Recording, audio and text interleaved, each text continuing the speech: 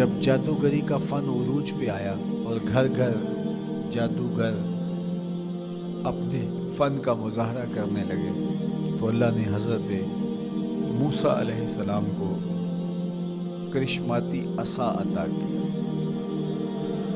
جو جادو کے فخر کو توڑ کے رکھ دیتا ہے.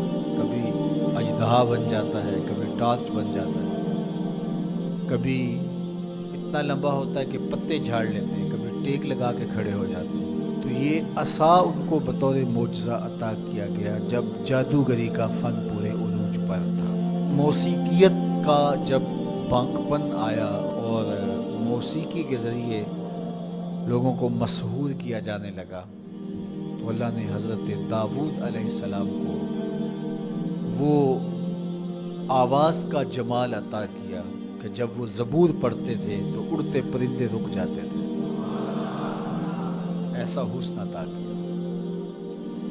لوہے کی صنعت عروج پہ آئی اور لوہے کو گرم کر کے نرم کیا جاتا، ڈھال کر کے زرہیں تلواریں بنائی جاتی، ضروب بنائے جاتے. تو اللہ نے حضرت داؤد علیہ السلام کو یہ معجزہ دیا کہ وہ لوہے کو ہاتھ میں لیتے موم کی طرح نرم پڑ جاتا اور جس طرح چاہتے اس کو وہ شکل دے دیتے. طب یونانی جب اپنے مرتبہ کمال کو پہنچتی ہے اور ہر مرض کی تشخیص، تدبیر اور علاج معالجہ دریافت کر دیا جاتا ہے، لیکن 3 امراض کا علاج طب یونانی سے نہیں ہو سکتا ہے. مادرزاد اندھے کی آنکھوں میں روشنی نہیں رکھ سکتے، کوڑی کے جسم کو شفا نہیں دے سکتے، تیسرا ان کے پاس موت کا علاج نہیں ہے. تو طب یونانی کے عروج کے زمانے میں حضرت عیسیٰ آتے ہیں تو ان تینوں مرضوں کا علاج لے کے آتے ہیں. مردے کو ٹھوکر مارتے ہیں، وہ اٹھ کے باتیں کرنے لگ جاتا ہے. کوڑی کے جسم پہ ہاتھ پھیرتے ہیں، اسے شفا مل جاتی ہے. نابینا کی آنکھوں پہ ہاتھ رکھتے ہیں، نور اترنے لگتا ہے. مصر کے کوچہ و بازار میں جب حسن والوں کے حسن کے چراغ جلنے لگے اور ایک سے بڑھ کر ایک حسین دل لبھانے لگا، ان کی عشوہ ترازیاں نیندیں اچاٹ کرنے لگیں، تو اللہ نے حسن و جمال کے زمانے میں حضرت یوسف علیہ السلام کو معجزہ جمال دے کے بھیجا. اور جب ان کے جمال کا، حسن کا چراغ روشن ہوا تو سارے دیے بجھ گئے، اور جنہیں ناز تھا اپنے حسن پہ وہ اپنی انگلیاں کاٹتے ہوئے دکھائی دیتے ہیں. تو ہر دور میں ایسا ہوا.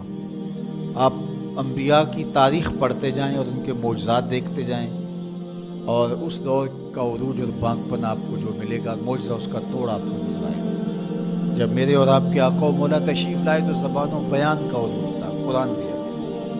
قرب قیامت میں انسانی ارتقاء اور مادی ترقی اور اپالو 11 کے ذریعے چاند پر جانے کی باتیں ہونی تھی اور لوگوں نے مریخ پر جانے کی تیاریاں کرنی تھی. تو اللہ نے اپنے محبوب کو دوسرا بڑا معجزہ معراج عطا کیا کہ دنیا الٹی چھلانگیں بھی لگاتی پھرے، وہاں کسی کا خیال بھی نہیں پہنچ سکتا جہاں محمد عربی کے قدم پہنچ گئے.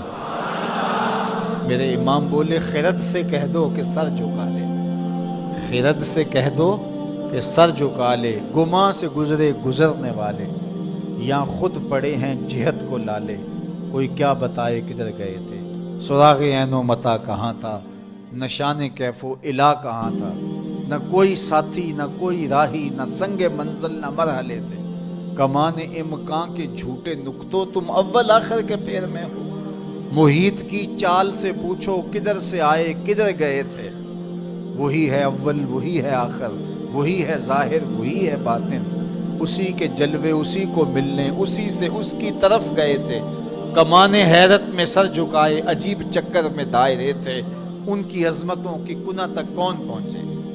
یہاں تو جبریل بھی ہاتھ باندھ کے کھڑے ہیں. جب جبریل نے کہا کہ حضور آگے میں نہیں جا سکتا تو کہا وہی لانے والے اب آنا آگے، جو در دوستی مخلصم یافتی، جب دوستی میں تو نے مجھے مخلص پایا ہے تو پھر راستہ کیوں چھوڑ رہا ہے. تو عرض گزار ہوئے اگر یک سر موئے برتر پرم، فروغ تجلا بسوزت پرم، لو دنو تو خطوتاً لہ ترکتو، اس سے آگے میں بڑھ ہی نہیں سکتا، اگر ایک قدم بھی آگے بڑھوں تو جل کے راکھ ہوتا ہوں۔ تو جہاں جبریل بھی پیچھے رہ گئے، ملائک بھی پیچھے رہ گئے، کوئی فلک تے رہ یار گیا، کوئی جا سدرہ تے ہار گیا، ایک کالیاں زلفاں والا سی جڑا عرش تو بھی لنگ پار گیا، کوئی حد ہے ان کے عروج کی بلغ العلا بے کمال۔